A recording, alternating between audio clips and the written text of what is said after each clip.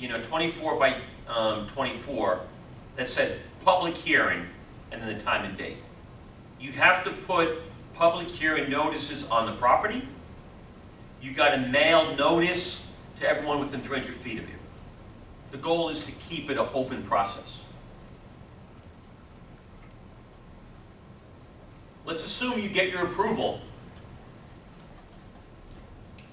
on March 1st. Do you start drinking champagne yet? What do you have to wait for? 2 weeks to see if you're going to get sued or whatever? You got to wait to see if you get sued. And this becomes the issue. There's usually, the lawsuit needs to be filed either 20 or 30 days after the decision is rendered. Well, what you need to know, do you remember Bill Clinton? Remember he got in a little bit of trouble? And he was doing a deposition, and he was being a typical lawyer, and he said to the other side, I think it was the Congress who was trying to impeach him, he said the following: define is. The word is, I-S, define it. It is what it, Everything's about definitions. You've got to be super anal retentive. 20 days from the date the decision is rendered. Is that when the vote takes place at the public hearing? Is it when the mayor signs the ordinance 5 days later? Or is it when the city clerk takes the mayor's signature on the ordinance and puts it into the public records? I don't have an answer to that question. What I'm trying to say to you, when you deal with zoning, make no assumptions. Define is, define it. Define date decision was rendered. It's your land use lawyer's responsibility, and each one might matter. Okay? Don't think, oh wow, 20 days from the date of hearing we're fine. Well, gee, no, the mayor signed it 4 days later, because the city clerk takes all the stuff. Now, let me tell you something. When the BMR thing took place at 4:30 in the morning, do you think the clerk's going to have the mayor sign something? No, they're all going home. That's the process. Okay, let's assume there's litigation. The Center for Biological Diversity, there's people that sued in California on the New Hall Ranch case. They sued. The lawsuit by the third-party neighbors and the third-party environmental groups, they're the plaintiff. Who's the defendant? The city. It's the city. They might also sue the developer, but the developer, if they're not sued, will have the right to intervene. The lawsuit's against the city. And what they're saying is, city, you violated your own code. Remember I told you zoning has to be consistent with the comp plan? Count one of the complaint is going to be zoning is inconsistent with comp plan. Remember I said you have to meet neighborhood compatibility standards? It's one of the fudge factors in the zoning code. Count two, plan is not consistent with the neighborhood. Count three, you got to always be in compliance with all rules. Not in compliant. Maybe you'll throw in some type of RICO charge or fraud, you'll throw in everything you want. There's a lawyer who I don't like over here at the Nova Law School, very well respected, but he's one of those environmental third party, I sue developer type kind of people. And that's what they do. But the suit is against the city. And the city has to defend it. But usually what I do when I'm sued, but it's really the city getting sued, I say, tell you what, city, let's enter into a joint prosecution or a defense agreement together. I'll have my lawyers at Greenberg Traurig represent us. Is that okay? because I want to make sure I got the best of the best. Because at the end of the day, if the city loses, so they lost, big deal. I'm really the party in interest. So if you go back to the 75-page Newhall Ranch case, it's Center for Biological Diversity versus, and it's the government. But then it says also the developer, because that's the real party in interest. Now, do you remember I said, going back to item 18 on this practice exam? Item 18. Planning, zoning, subdivision regs, growth management, building code. Your boss comes in and says, when are we going to get a building permit? I want to start construction. Because you're trying to run a pro forma. Assuming everything goes perfect with those items on item 18, you can give your boss an estimate. Things don't get perfect, takes a little bit more. Things end up in litigation, multiply everything times 3 or 4 from a time point of view. Okay?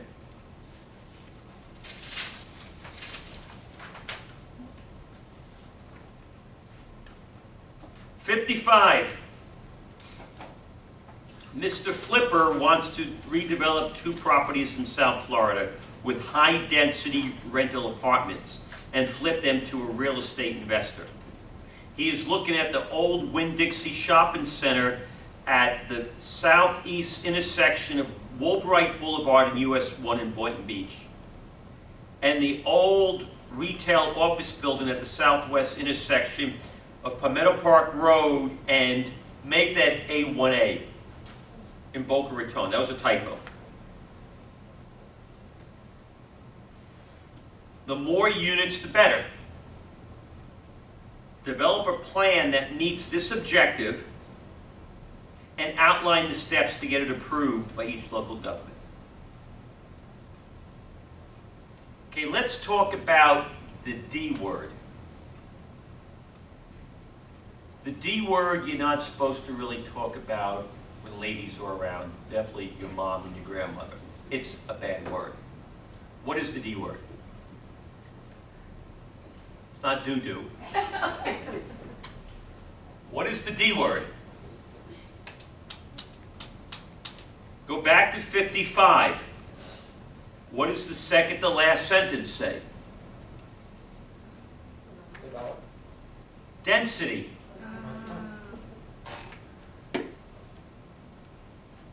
Good church temple going people don't use the D word in public. It's a bad word. People have such a bad connotation to density. When they're fighting BHMR, they're fighting height and density. Even though the typical person can't understand the difference between 250 units and 290 units, they know more is more and they don't want it. No one knows the difference between 34 stories and 39 stories. They just know 39 is bad compared to 34. You need to make a decision. Do you really need that additional density? Okay?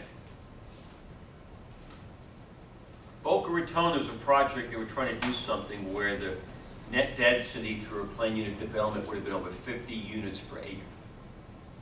And I was given my advice. I said, I don't think in Boca Raton you can say that we're at 50 units an acre. Once that gets out, it takes a life of its own. You know, 50 units an acre, no one knows what it really means, and it can be done in a good way with a good architect and height and density and setbacks and movement of the building. In Miami, Fort Lauderdale, it's really no problem. But you just need to realize people fight over the D word.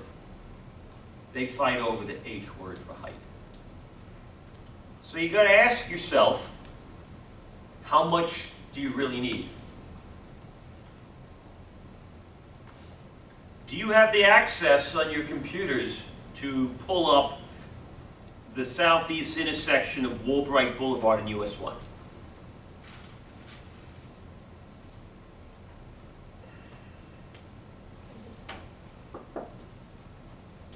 what is behind the old Winn-Dixie Shopping Center at the intersection of Woolbright Boulevard and US 1?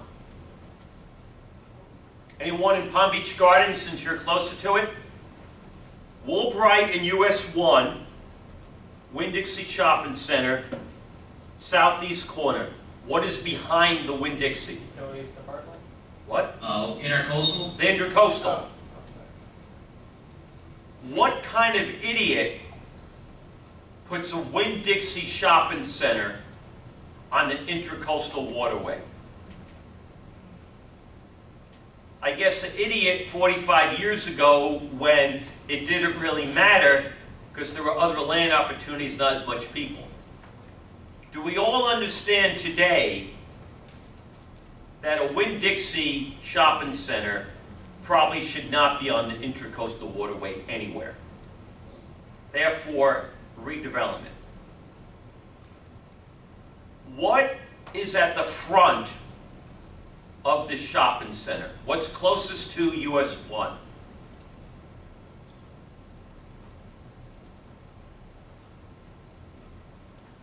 Bank? Yes, there's an out parcel, but it's not what I'm looking for. Big picture. What's at the front of this property? Parking lot? Parking lot. Correct. That is how every strip shopping center was done in the 50s, 60s, 70s, 80s, 90s, 2000s. If you were to do a strip shopping center today, you would not do it this way. Going back to this thing called smart growth, okay? They're going to want you to do it the other way. Make believe you don't have a beautiful Intracoastal for a moment. They're going to want you to pull the main building closer to the sidewalk. They're going to want you to, because that creates street activity on the sidewalk by the street. They want you to hide the parking in between so it doesn't look like a big asphalted parking. Now let's assume this was a vacant piece of property. And you go in with your architect and you want to get approved what's there today. And you spend $5,000 for the conceptual drawing at that development pre-app meeting, okay? If planning staff says to you, no, flip it around, what is your response? Yes, sir, yes, ma'am. What do you care? If you're going to get their support, what do you care if you're doing the new trendy stuff? They haven't asked you to cut the density in half. They haven't asked you to pay impact fees. They said flip it around from the community design. Your response should be, of course, I love my neighborhood, right? I build communities. I was up all last night practicing the word sense of community and place, right? So what would you put there today? Let's assume all you want to put there today under question 55 are apartments. What do you think the government's going to want you to try to consider to do? Some sort of retail in there? Mixed use? Yeah, mixed use. Mixed use. This piece of property is strategically located. It's big enough that you can put a platform of retail, restaurant, shopping, and then your towers on the platform with maybe parking on levels 2, 3, and 4 with the residential units on 5, 6, 7, 8, 9, 10, 11, 12. But clearly, if you were to go in for a redevelopment and you want to get support of the planning department, you better bring an architect, land planner, that understands good, smart growth, mixed use, compact development, and has had experience in this before. Okay? No disrespect to architects, but just like you wouldn't go to a throat, ear, eye doctor if you have a heart problem. different architects do different things. There's certain architects that are very good at an urban setting, mixed use. That's who you reach out to. There's other architects that are great for towers. You reach out to them in that situation. So you're going to try to redevelop this. The hypo says this person wants apartments. What do you do if you're being forced to have something more than just apartments? Do you fight? Or what else do you might want to do?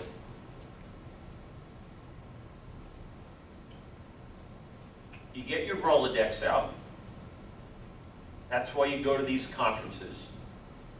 And you say, yeah, I remember I met someone who's a retail developer, investor. I'll bring him into the deal, or her into the deal. They'll take the retail. I'll do the apartments. I'm working on a deal now in Wellington. One group wants the polo fields. Another group wants the horse jump-in area. And another group wants the real estate residential play. But you get to take the whole package down.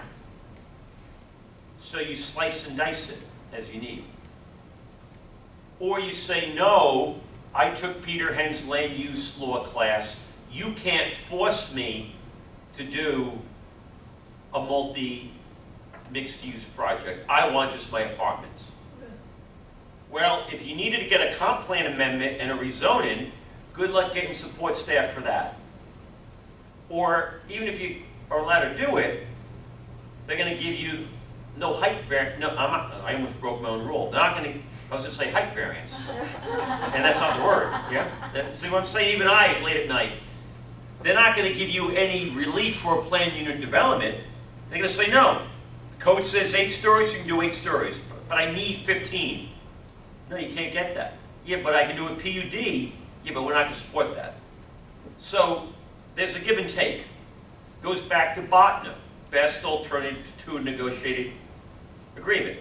You know going in for that pre-app what the code allows you to do. Can you live with that or not? If you can live with that and you're okay, then you know how your bargaining should be. But if you really need more because you're paying a lot for the land, because this is on intracoastal, this should have never been there in the first place. There should always been luxury type units. You need to know your negotiations. Now, this might have wetlands. I don't know. I don't know if there's a solid seawall bulkhead there, which means the wetlands would have been destroyed a long time ago. Or it might go down to an easy grade into the water where there could be wetlands, mangroves there. And you're going to want to cut the mangroves down to get better views from the lower units. Good luck with that. You know? I have a weekend house on the beach, and there's a dune in front of me. Part of me says, okay, the dune's good for hurricane protection. Part of me wants to just cut the dune down so I can see more beach. I do that, I'm going to jail, because dunes are naturally protected. Okay, so you got to realize, going back to the Graham estuary properties and the Just versus Marinette, Wisconsin case, I can't rip out wetlands, I can't rip out dunes just because I own it. Government has the right. Remember, police power, public health, safety, welfare. Everything's a balance. So clearly, the large property in Boynton Beach should be a mixed-use development.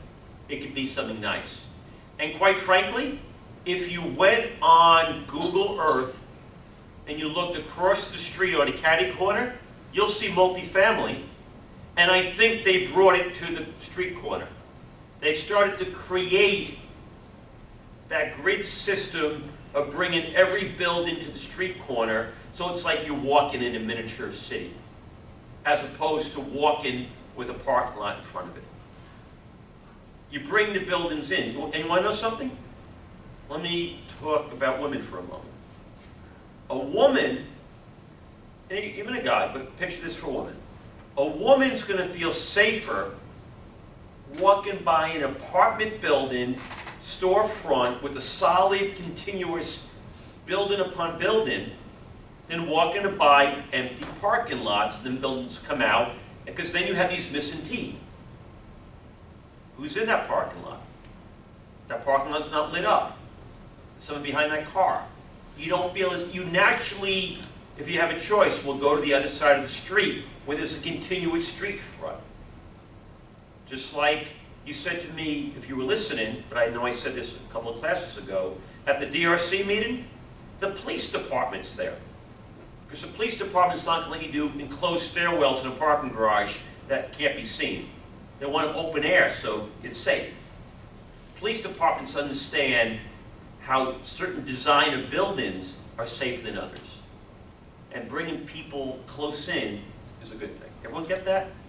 And again, you're going to learn a lot of this by osmosis by doing. And all you're caring about in the back of your mind is, my boss did the back of an envelope analysis. He's looking for $15 million profit. The only way to get $15 million is I need 180,000 square feet of sellable, leasable of something. I don't care what that something is. I don't care where it's located in the property. I just need that because that's what my market study says I need it. You know what I mean? So as you go through this, every deal is in your mind. You're a three-headed, I don't want to say monster, but you're a three-headed monster. Your market study head, your pro forma head, and your land use head. And as you're trying to move forward, you got them to all work. And sometimes you might have to say to the government, sorry, we've run our market study. What you're asking for, there's no market for. You know, can't do it, sorry. Or, we've run our pro forma, the banks will not allow me to do what you want in phase 1. If I ever get the tower built, I can do what improvements you want in phase 3. The most important thing, going back, they didn't use this on the cheat sheet here. But what you need to do when you go in to meet with the government on the pre-app is you have to use the PR word. Not public relations, not Puerto Rico, public realm. Okay? That's what planners, that's what they worship. Okay? It's the public realm. If you go to Meisner Park, if you go to City Place, if you go to Bayside, okay? Yeah, there's pretty buildings, but it's everything else that creates an experience. The walkways, the pavers, the fountains, the landscaping, all the sizzle. You care about the steak, because that's where you make your money. That's what the architect draws for you. You better get a good land plan and landscape architect to welcome the public realm and the sizzle. So that's what you got to work on. So I think if I give you this on a final exam, you should all be able to go to municode.com, figure out what the property zone, figure out what you have to do. And if you wanted to go from, let's assume it has a commercial land use designation and a B2 zoning designation, and you want to put apartments and some condos. Do you need to do a comprehensive plan amendment and a rezoning, yes or no? Yes. Yes. Okay. Comprehensive plan, commercial. Zoning, B2. There's a Winn-Dixie shopping center there. You want to put apartments and you want to put luxury condos. Do you need to do a comprehensive plan amendment and a rezoning, yes or no? Or you could do a PUD. But a PUD is a rezoning though. Okay. Okay, anyone who said yes, you're absolutely wrong. The answer always is, I don't know until what? I look at what? The code. The code, the zoning code, yes. You can't assume. Remember I said I did my Pier 66 project. 2 condominium towers in a Business 1 zoning district, commercial comprehensive plan in Broward County. Did not need a comp plan amendment, did not need a rezoning. Because the little nuance was you allowed so many flex units of residential inside commercial things. So the answer always is, Always. I don't know, I will get back to you, I must look at the code. You always, yeah, but on your final exam you can't say that because they're still getting back to you. But my point is this. Chances are knee-jerk reaction. You might need to do a comp plan amendment to bring in residential, and you might need to do a rezoning. And yes, the plan unit development is the thing. But you sit down with your architect, you sit down with your land use lawyer, and you figure out the different options, which one will take longer, which one will have the least public resistance. And then you make your decision. And your boss might say, I'm not waiting 9 to 12 months to maybe get approvals. Go get me the low-hanging fruit now. That's based on your market study telling you now the market's hot. Yep. Okay, the rest of 55. Palmetto Park Road in A1A.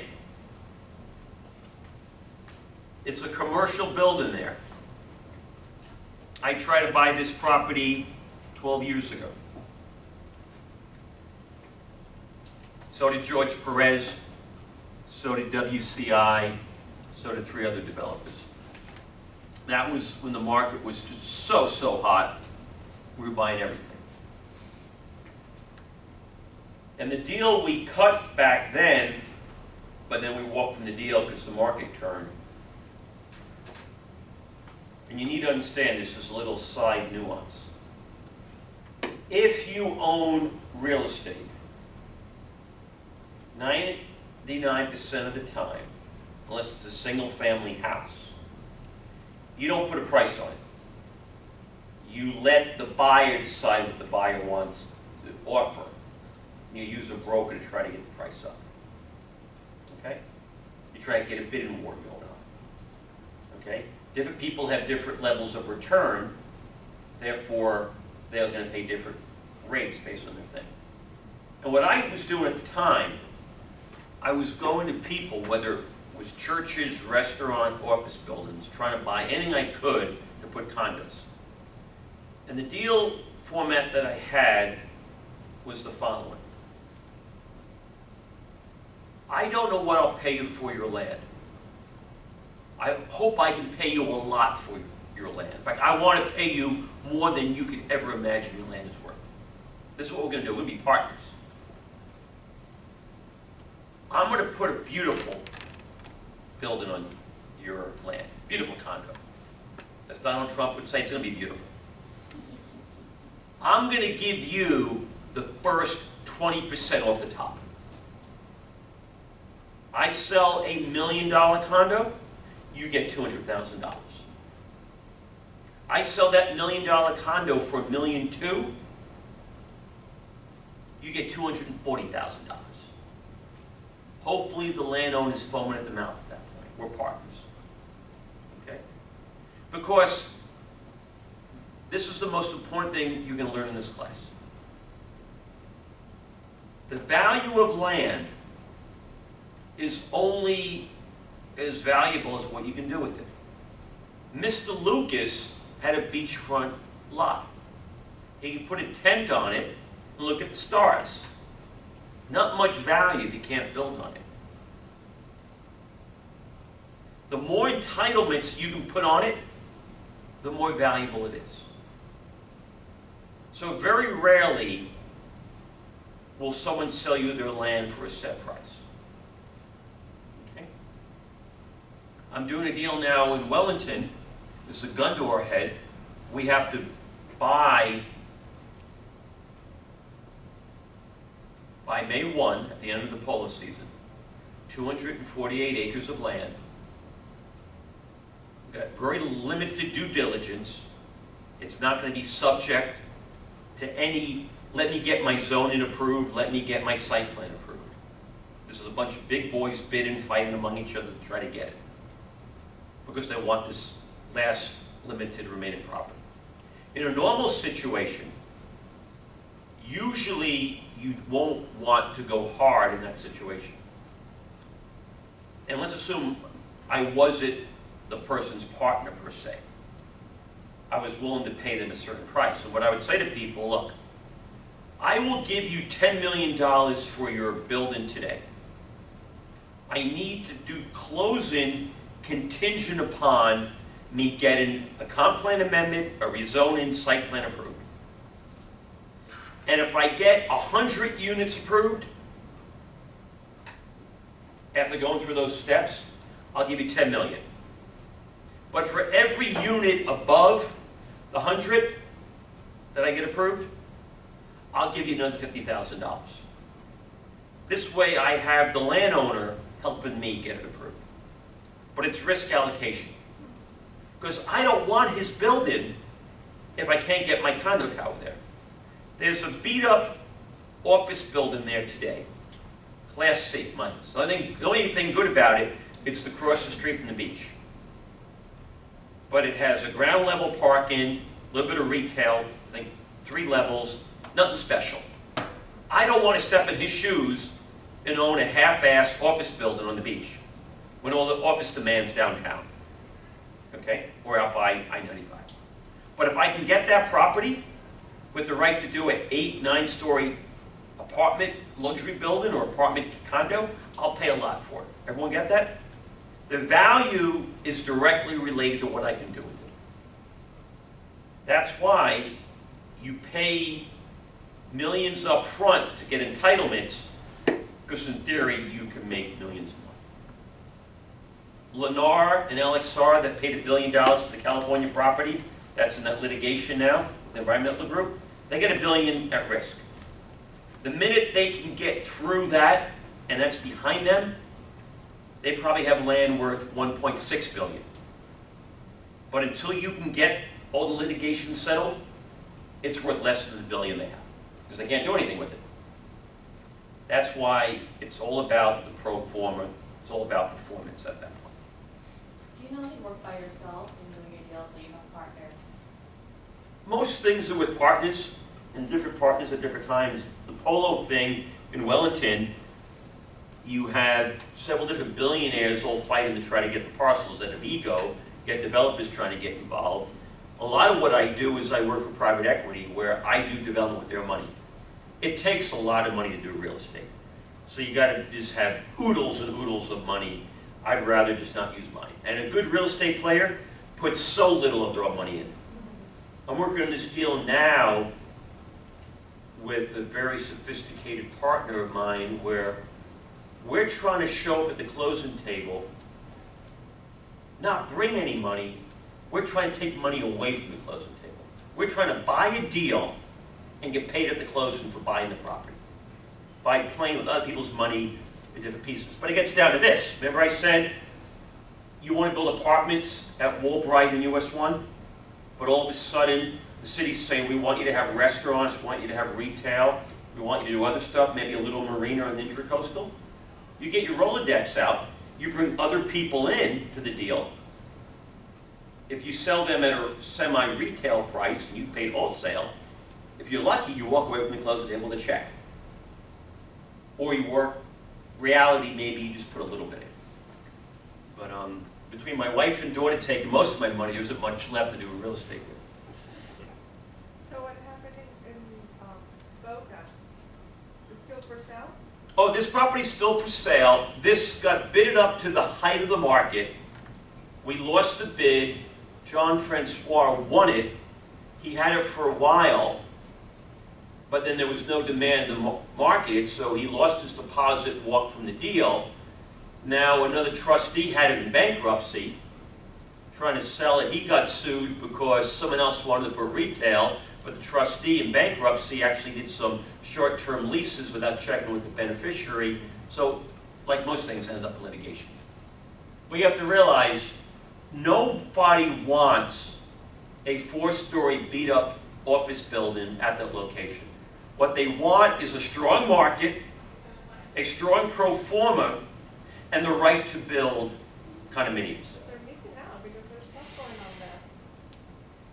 It's happening. They're putting those big towers all over Palmetto and Camino. Yeah, but not at this property. You're right. No, I'm saying, but Yeah, it is. the- Boca Raton is going through a renaissance. This one's even better because it picks up ocean views. Now this is at the southwest Right. corner. Yeah, that pink building. At the northwest corner, they already have a building there called Meridian. What you need to understand,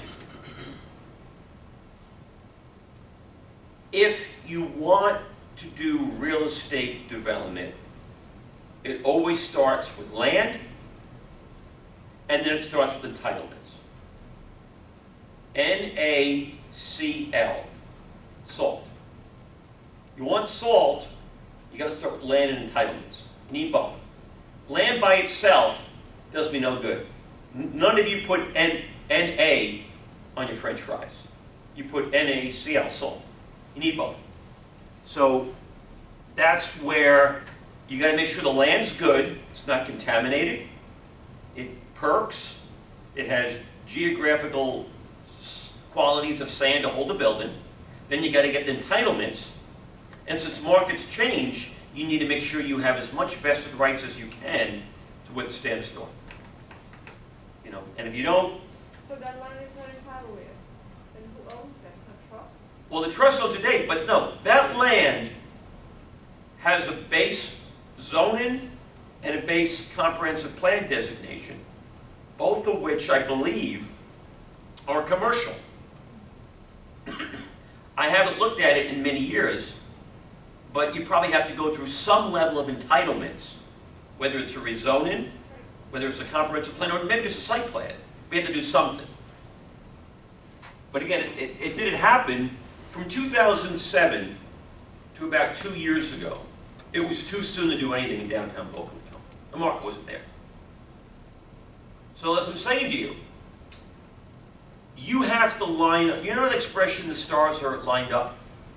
You have to get your market study, your pro forma, and your entitlements all lined up. Okay? And if any of them are out of orbit, it makes no sense. You could have gotten this thing entitled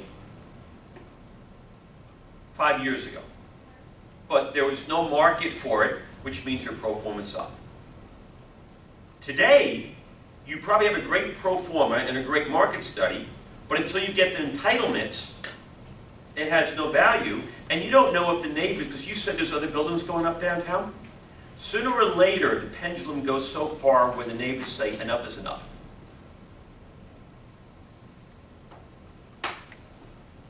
Was that John Francois Roy? Yeah. He was going around buying up a lot of things. He was my competitor. He raided WC. I was working with the Trump group, so we were buying up everything we could. We were all, in fact, we bought a church, you know, because the church had land to sell. You know. My dear friend in Palm Beach Gardens, what are you going to do for your project next week? You came in a little late up there. I'm doing the Bristol condo high-rise on Flagler. Great. Great. The two of you will be here next week, right? Yes. Do you like chicken? Yes. I was going to bring in dinner. I was going to get some of the chicken chop, whether it's the rice and chicken, beans, tomatoes, and stuff like that. Do you like that? Sounds good. Yep. I figure if you're coming down, I might as well feed you. Do you know where the classroom is? Yep. Okay, it's 11:33. What I want to do next week is the following. I want it to be somewhat informal.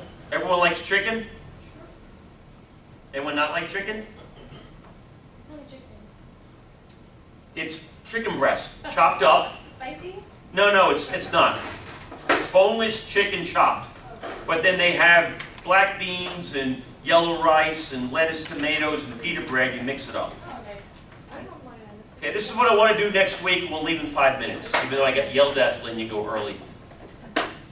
What, are they going to fire me? I want it to be informal. You need to give me a paper copy of your PowerPoint. Oh, Okay? you need to make your PowerPoint presentation. It needs to be less than 10 minutes. Less. Definitely not more. If you watched the Behemoth public hearing, elected officials interrupt. I might interrupt you during your presentation. So that doesn't count for 10 minutes. It doesn't count for your 10 minutes. Correct, because that's what they did something from. I want all of us to be able to critique one another. None of you will be adversely graded on your verbal presentation.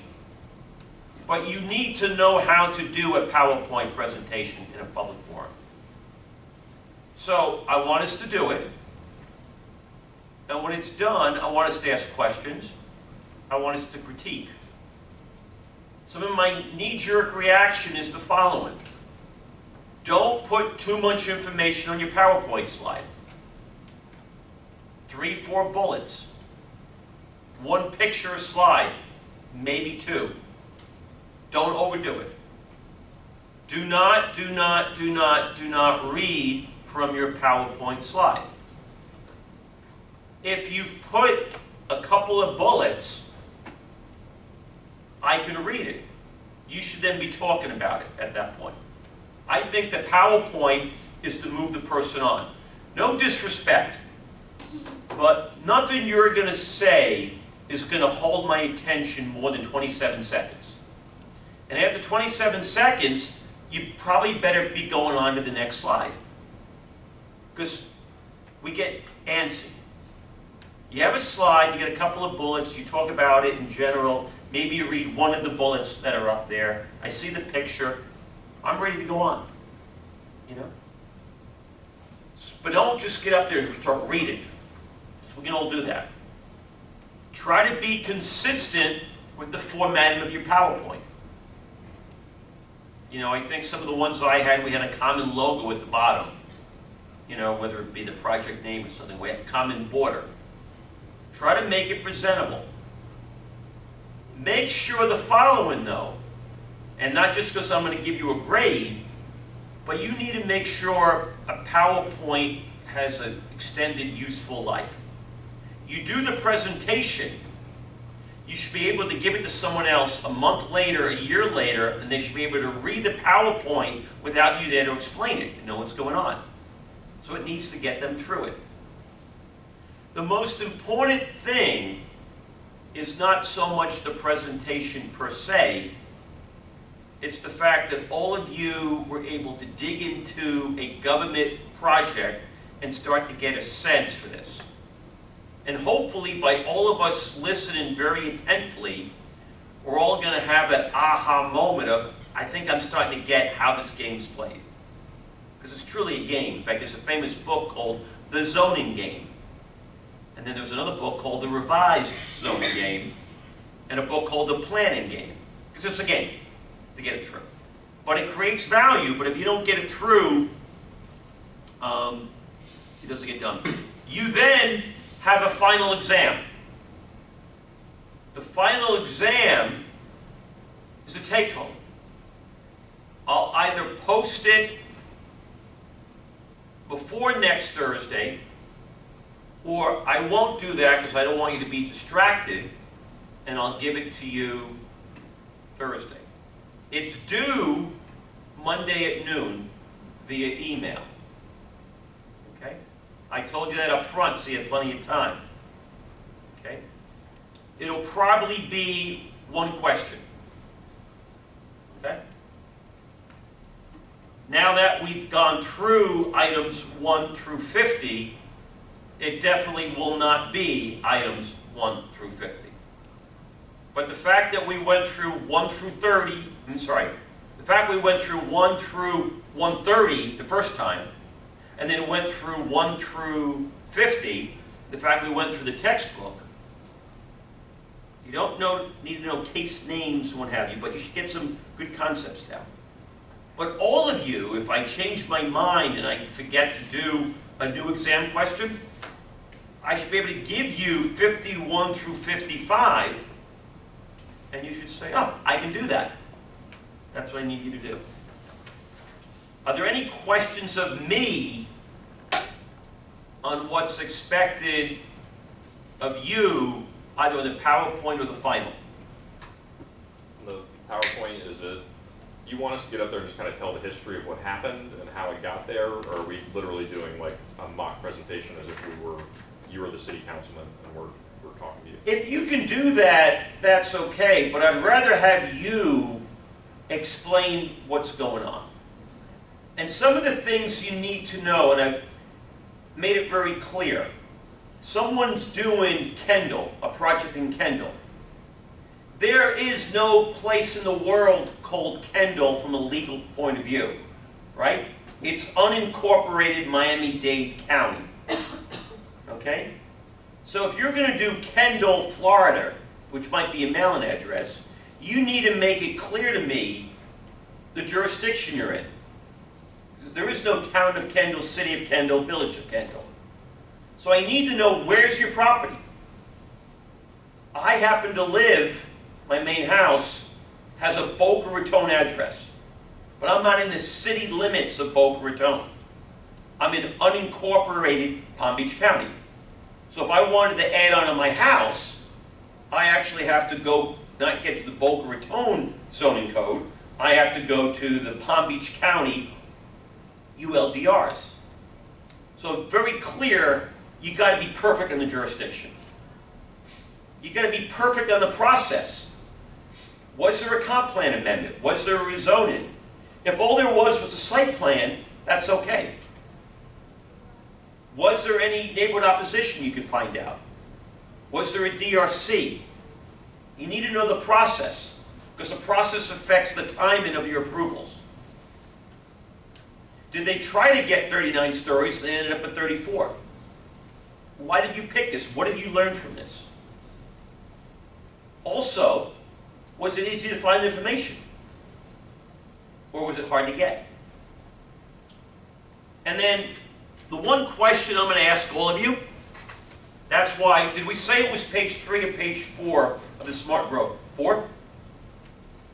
One fundamental thing I want you to do is the project that was done, and I think it says this in the syllabus, the project that was done that you picked, how could it have been done different, better, if they applied smart growth principles?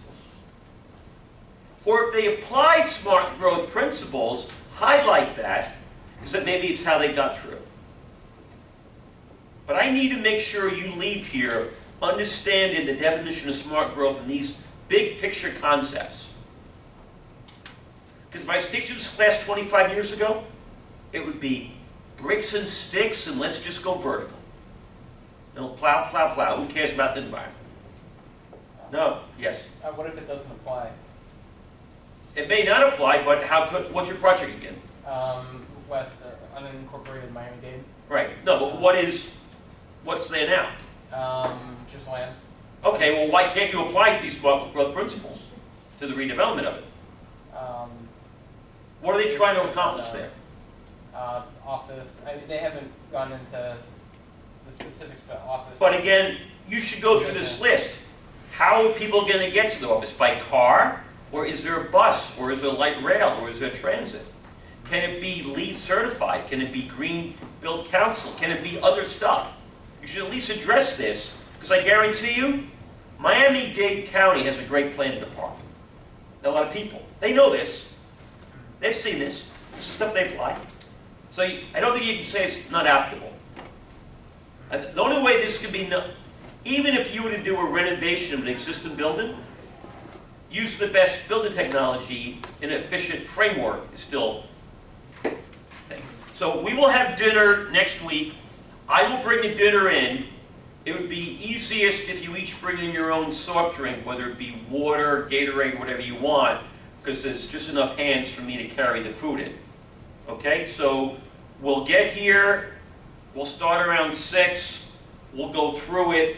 I really want to have a discussion on each one because there's 1, 2, 3, 4, 5, 6, 7, 8, 9, 10, there's 12. So if you each go 10 minutes, that's 2 hours. Technically, I'm supposed to keep you here for 4. I don't need to do that. But I want to make sure we have a discussion So we all take away something from that. Got it? I wasn't able to, I came late, I'm sorry. I want to make sure no one is doing the project that I decided to do. It's called Aurora, it's in Sunny Isle. Which developer? It's with Baraska's group, Tim Lovino. Okay. Well, since I worked with the Trump group, that's my competitor, so you can do that as long as you realize you're going to get a C.